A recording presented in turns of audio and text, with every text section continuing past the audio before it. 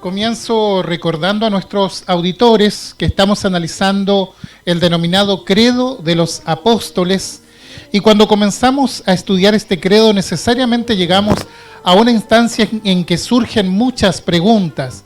Espero poder dar respuesta a algunas de estas interrogantes con la ayuda del Señor.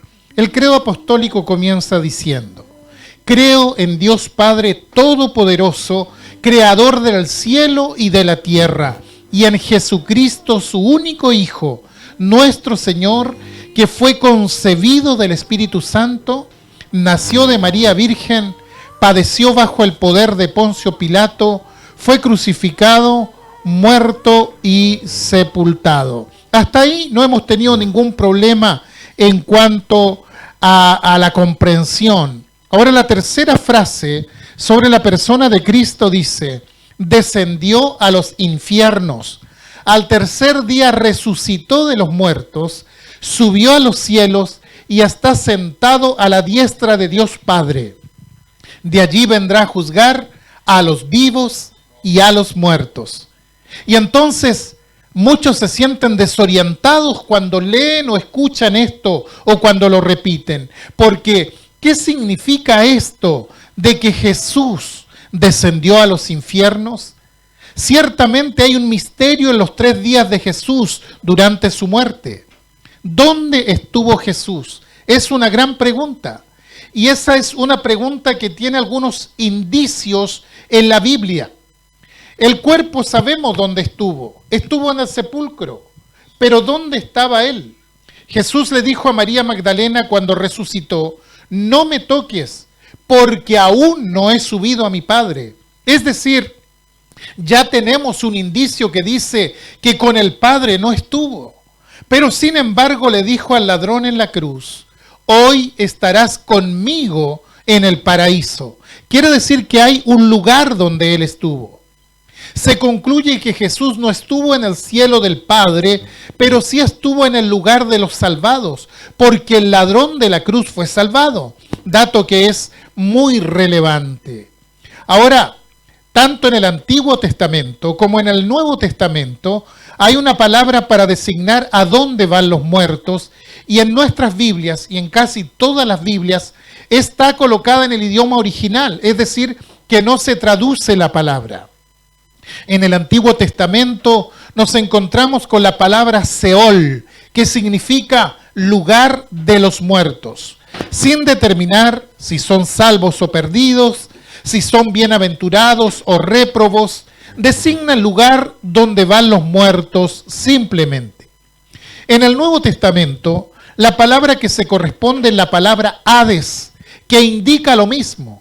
No determina en qué lugar están los muertos, no dice si son salvos o perdidos, no hace distinciones al respecto. Es el lugar donde van los muertos. Las antiguas traducciones en español de la Biblia traducían la palabra Hades o Seol muchas veces con la palabra infierno directamente. Por ejemplo, cuando Jesús dice en Mateo 16:18, sobre esta piedra edificaré mi iglesia, y las puertas del Hades no prevalecerán contra ella. En algunas versiones más antiguas decía: y las puertas del infierno no prevalecerán contra ella. Ahora bien, en el original no aparecía la palabra infierno allí, aparecía la palabra Hades. Pero algunos traductores ponían en todos lados la palabra infierno para referirse al lugar donde iban los muertos. Para nosotros no, nosotros usamos la palabra infierno para referirnos al lugar donde pasarán eternamente los muertos que han sido reprobados o condenados. No obstante, en el original griego hay otra palabra para esto, y es la palabra que usa Jesús. Me refiero a la palabra Gehenna. Allí es donde van los muertos condenados.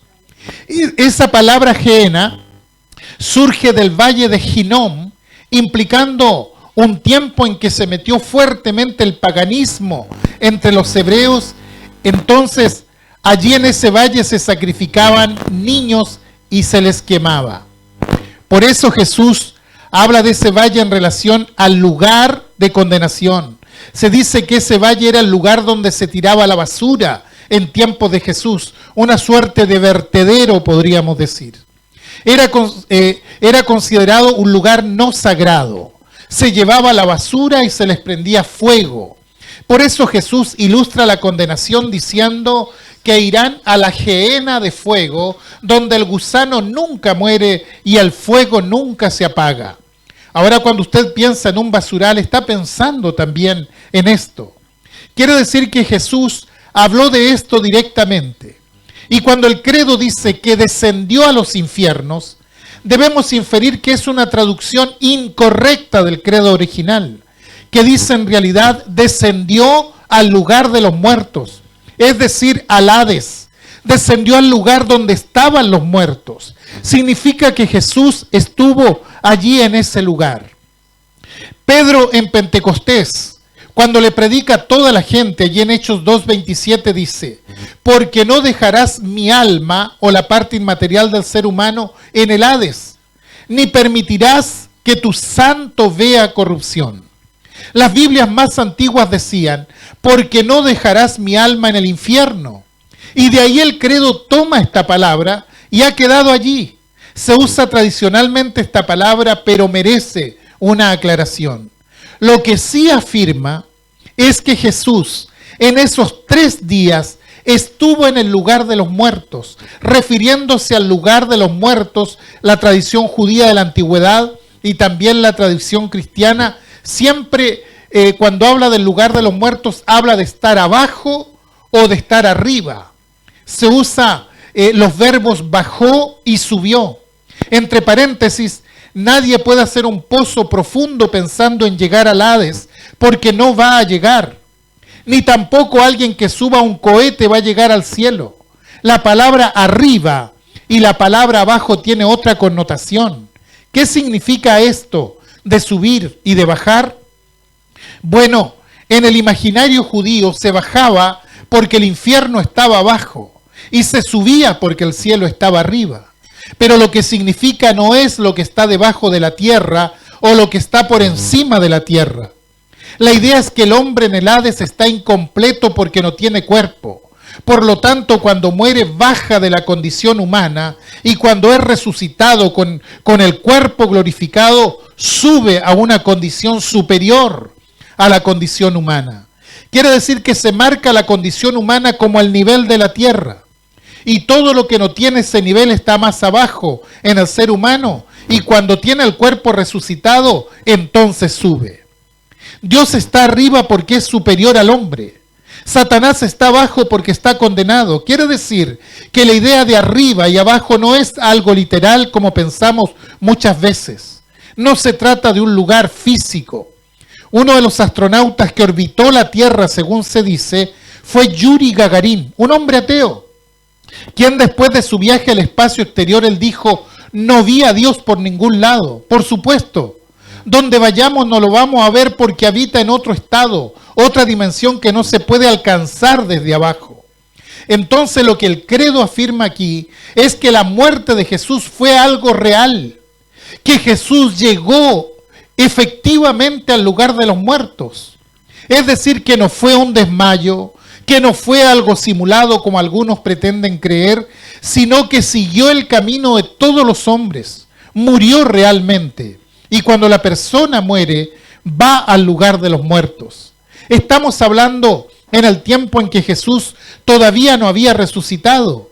Y por eso el apóstol Pablo escribe en varios pasajes acerca de eso. En Efesios, por ejemplo, allí capítulo 4, versos 8 y 10, habla de eso precisamente cuando dice, por lo cual subiendo a lo alto, llevó cautiva la cautividad y dio dones a los hombres. Y eso de que subió, ¿qué es sino que también había descendido primero a las partes más bajas de la tierra? El que descendió es el mismo que también subió por encima de todos los cielos para llenarlo todo. Y uno se pregunta, ¿por qué Pablo explica esto? Porque quiere aclarar que Cristo murió realmente y que su alma realmente estuvo allí. Y en ese lugar, cuando Jesús contó la parábola del rico y Lázaro, dijo que en ese lugar hay una gran división. y prometió al ladrón de la cruz, el arrepentido: estarás conmigo en el paraíso. Que ese es el lugar, no el estado eterno donde estaremos con Dios para siempre, pero es el lugar donde van los muertos salvados. Pedro, en su primera carta, capítulo 3, verso 19, afirma que además de eso, Jesús proclamó a los espíritus encarcelados. No evangelizó, sino proclamó. La palabra predicar es proclamar, es decir, predicó a los espíritus encarcelados. O sea, Jesús bajó y predicó a aquellos espíritus que estaban antes incluso de la promesa a Abraham que iba a venir un Mesías. Proclamó que había una victoria sobre el mal y sobre el pecado. Y el credo sintetiza el movimiento descendente de Jesús. Descendió, siguió el camino de todos los hombres y resucitó, porque la muerte no pudo retenerlo. Y al resucitar Jesús asciende, sube. Por eso dice: el que descendió es el mismo que también subió por encima de todos los cielos para llenarlo todo. Quiere decir que en el credo se habla del hecho central de la fe cristiana: Cristo bajando y Cristo subiendo. Y les recuerdo que el credo es una confesión de fe que aceptaban todos los cristianos de todas las denominaciones como la base de la fe cristiana. Y lo que estamos haciendo es analizar el credo con la Biblia, basarnos en la Biblia para analizar el credo. A mi parecer el credo es muy inteligente y los que lo hicieron, que son anónimos porque no sabemos quiénes fueron muy inteligentes al colocar los dos grandes milagros. El primero, el de la encarnación, y ahí es donde aparece María, la única mujer que aparece en el credo, y el segundo, el de la resurrección, y ahí es donde aparece Pilato, el único hombre que aparece en el credo. Dios fue manifestado en carne. Es el gran milagro inicial en la fe. Cuando hablamos de eso dijimos: este es el milagro fundacional. Ahí se puso la base de la fe.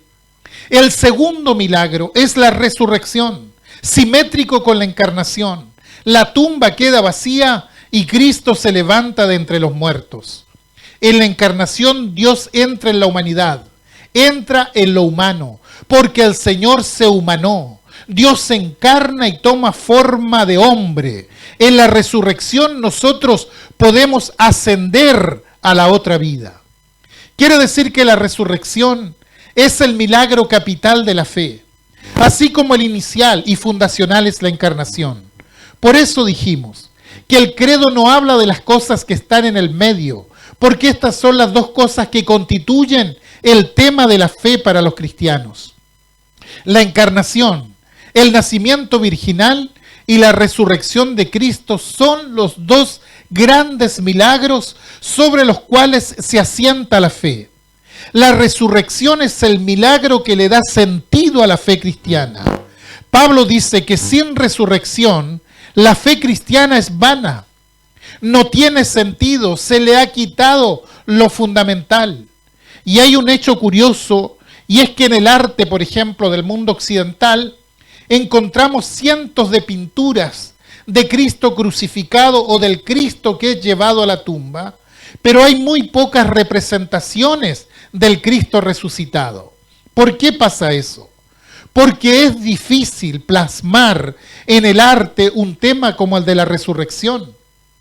Y los que lo intentaron, porque algunos lo intentaron, uno de ellos fue Matthias Greenwald, no lograron dar con una obra realmente importante sobre el tema.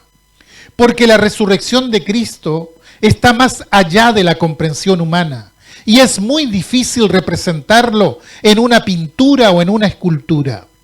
Ahora, el relato de la resurrección en la Biblia también es un relato indirecto, no es directo. ¿Qué es lo que nos dice? Nos dice que un ángel removió la piedra cuando ya la tumba estaba vacía. Es decir, no es que un ángel corrió la piedra para que Jesús saliera, sino que Jesús ya no estaba allí adentro. El ángel corre la piedra y encuentra que el sepulcro está vacío. Entonces se narra lo que pasa alrededor: el terror de los guardias, la conclusión de las mujeres ante la piedra corrida, la carrera de Pedro y de Juan para llegar al sepulcro, la visión de los lienzos y al sudario, y esto es lo único que tenemos de lo que pasó adentro. La visión de los lienzos y del sudario. Fíjense que dice que cuando llegaron y vieron eso, ellos que eran absolutamente incrédulos, en ese momento creyeron. Seguramente usted ha escuchado de las momias egipcias. ¿Cómo momificaban los egipcios los cuerpos? Vendándolos.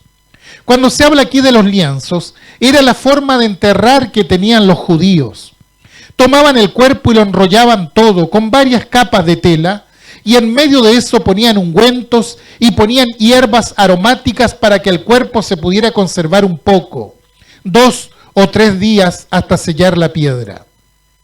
En el Evangelio se dice que Nicodemo llevó 30 kilos de especie de ungüentos, lo que nos da un poco la dimensión de lo que se hacía. Quiere decir que se le tomó el cuerpo a Jesús y se le comenzó a envolver con ungüento entre medio hasta que se forma una especie de capullo.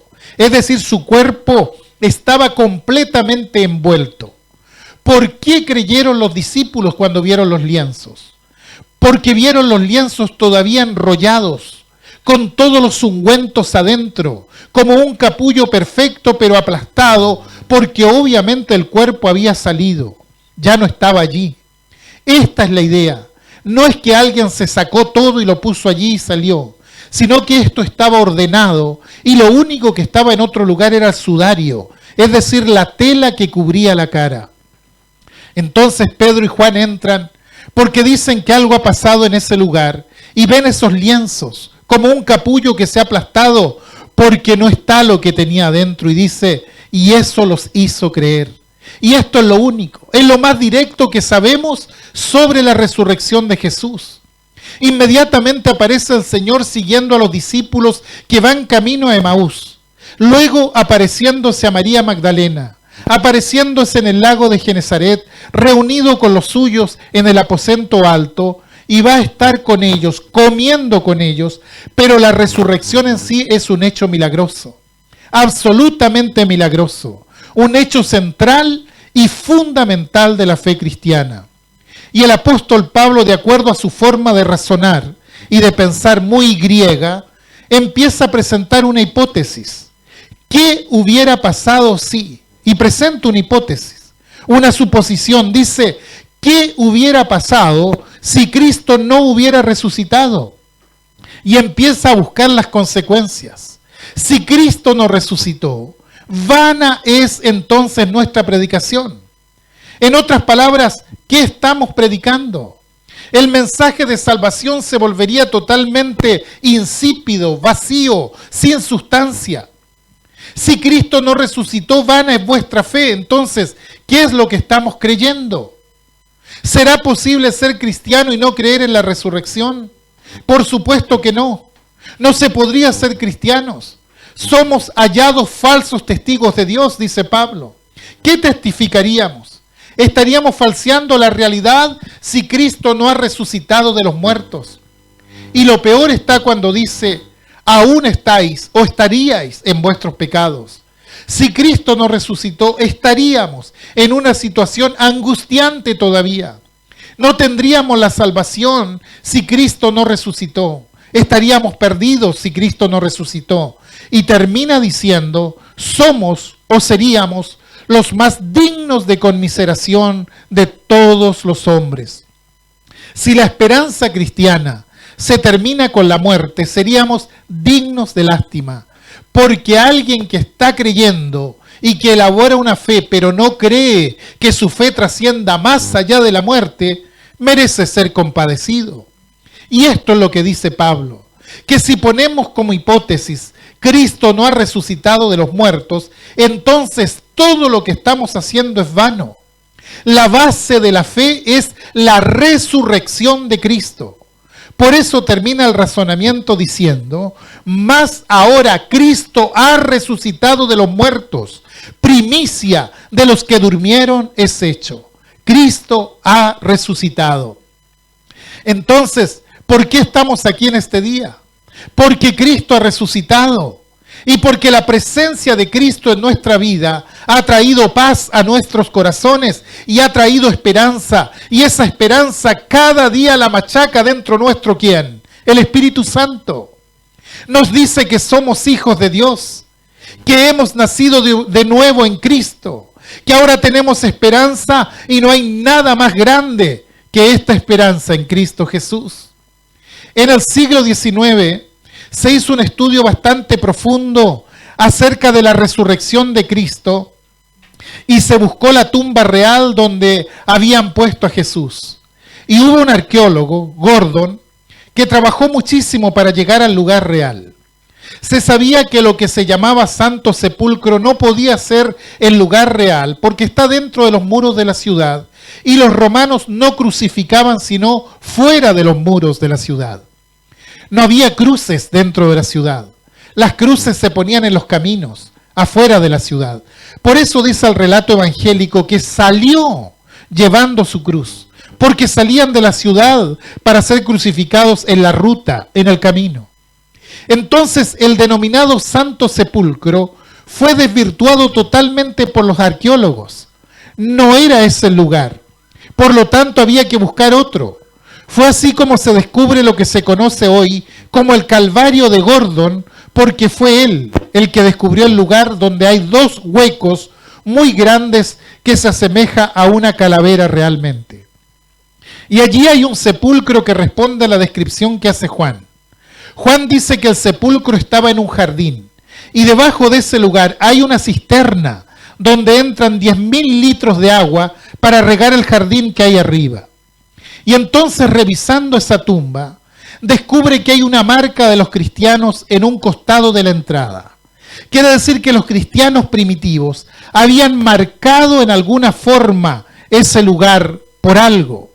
Pero es bueno. La arqueología nunca da absoluta seguridad. Sin embargo, las pruebas concordantes señalarían que ese es el lugar de donde Jesús resucitó. Al leer Juan podemos ver que llevan el cuerpo de Jesús muy cerca del lugar de la calavera y allí está ese jardín y esa tumba que responde a todas las descripciones que hace el Evangelio. Quiere decir que ese lugar ya está cerrado y es el lugar donde van los cristianos que han estudiado un poco de historia para ver el lugar donde fue puesto Jesús. Ahí se reúne gente de todas partes del mundo. Ese jardín tiene rincones, lugares, y en esos rincones la gente llega y le proveen pan y vino para celebrar la cena. Se pone el grupo en ese lugar y en su idioma celebran la cena del Señor. A la tumba le han colocado una puerta de madera que es posterior.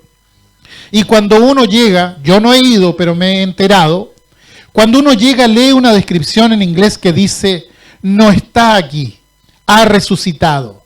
He is not here, he is risen. Y por lo que cuentan, es un impacto tremendo el que se recibe en ese lugar. Así como lo es celebrar la cena en ese lugar. Y poder ver que comienza uno a cantar una canción y los demás la cantan cada uno en su idioma, porque hay canciones comunes que se cantan en todos los idiomas. Y todos juntos alaban al Señor diciendo, Cristo ha resucitado de los muertos. Bueno, si hoy estamos aquí proclamando esto con esperanza, es porque Cristo ha resucitado de los muertos. La vida tiene sentido porque vive Jesús. De lo contrario no tendría ningún sentido. Las interrogantes existenciales tienen respuesta porque Cristo ha resucitado de los muertos. Hay esperanza. Hay esperanza porque Él vive, nosotros también viviremos. Y damos gracias a Dios porque podemos repetir con el credo de los apóstoles, al tercer día resucitó. Al tercer día resucitó. Y esa es la base de la fe. Y acá llegamos al corazón del credo, el centro del credo, el credo de los apóstoles. Uno puede repetirlo, pero cuando uno llega a esa frase, está apuntando a lo central. Cada uno de nosotros puede repetir con fe y con esperanza, al tercer día resucitó. Y la resurrección de Cristo es la que nos sostiene, la que nos da esperanza para el más allá, lo que responde a todas las interrogantes existenciales del ser humano. ¿Para qué estoy? ¿Para qué vivo? de dónde vengo, hacia dónde voy. En Cristo están todas las respuestas. Y por eso en Cristo encontramos la paz y encontramos también la esperanza. La cruz de Cristo está vacía, la tumba está vacía. Nunca hay que olvidarse de eso. Cristo dejó una tumba vacía y dejó una cruz vacía. Ya no está allí. El triunfo de la cruz es lo que nosotros compartimos.